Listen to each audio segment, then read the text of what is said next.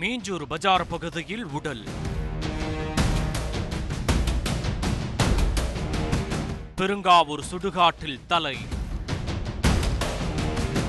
இப்படி உடல் பாகங்கள் திசைக்கு ஒரு பாகமாக வீசப்பட்ட செய்திதான் அன்று அதிகாலை முதலே பொன்னேரி பகுதியை ஆட்டி படைத்தது. பச்சை நிற பார்சலுக்குள் இருந்த பிரேதத்தில் ரத்தம் உறைந்திருந்தது. எங்கோ கொலை செய்து சடலத்தை மட்டும் இங்கே வீசியிருக்கிறார்கள். மேலும் எத்தனை கொடூரமாக நடந்த கொலை, இது ஒரு பழிக்கு பலி என்பதை படம் போட்டு காட்டியது.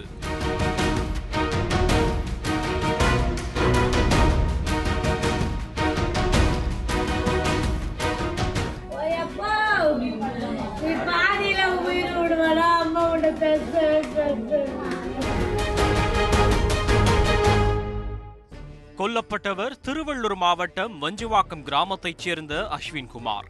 26 வயதான இவருக்கு சமீபத்தில் தான் காதல் திருமணம் நடந்திருக்கிறது.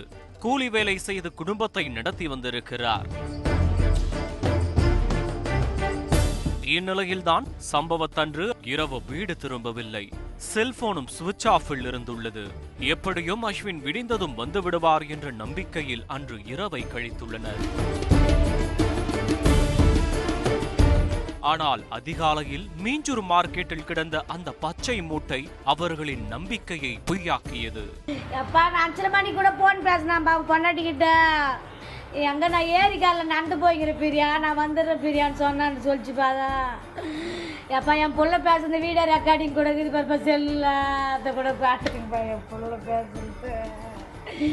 அவனை ஏரிக்கால ஒரு அண்ணன் வர சொன்னாரு, நான் ஏரிக்கால நடந்து போய்க்கிறேன் பிரியான்னு பொண்டாட்டிகள் சொன்னா. நம்ம 6 மணி போன் போட்டா சுவிட்ச் ஆஃப்னு வருதுப்பா.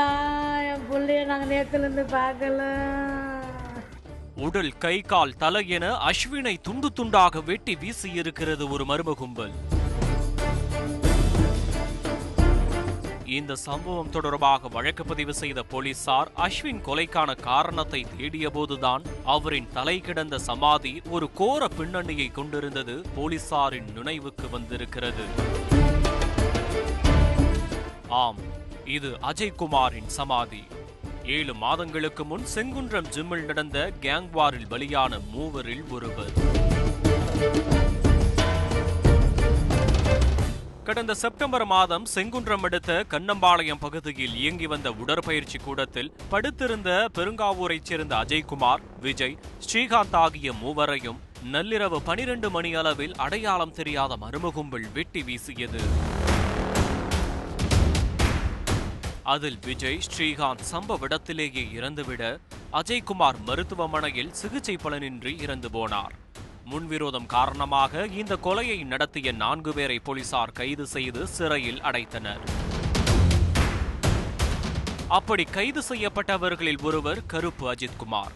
தற்போது நடந்த கொலையே இந்த கருப்பு அஜித்தின் பிறந்த நாள் கொண்டாட்டம்தான் என்று சொல்லப்படுகிறது. ஆம், கடந்த சில தினங்களுக்கு முன்னர் கருப்பு அஜித்தின் பிறந்த நாள் ஏரியா புல்லிங்கோக்களின் ஆதரவில் அமோகமாக நடந்திருக்கிறது. அண்ணனுக்கு பிறந்த நாள் வாழ்த்துகள் கூறும் விதமாக தற்போது கொல்லப்பட்ட அஸ்வின் இன்ஸ்டாவில் ஸ்டேட்டஸ் மழை பொழிந்திருக்கிறார். இது அஜய்குமார் தரப்பினருக்கும் பெரும் ஆத்திரத்தை கிளப்பியிருக்கிறது. நண்பனை கொன்றது மட்டுமில்லாமல் ஸ்டேட்டஸ் போட்டு சந்தோஷமாக இருக்கிறீர்களா என கடுப்பானவர்கள் இந்த பயங்கரத்தை செய்திருக்கலாம் என சொல்லப்படுகிறது.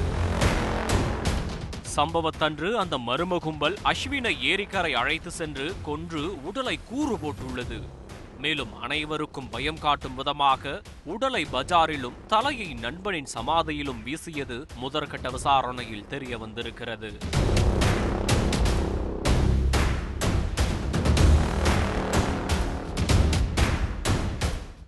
இந்த சம்பவம் தொடர்பாக போலீசார் நடத்திய தீவிர தேடுதல் வேட்டையில் குற்றவாளிகளை கைது செய்துள்ளனர்.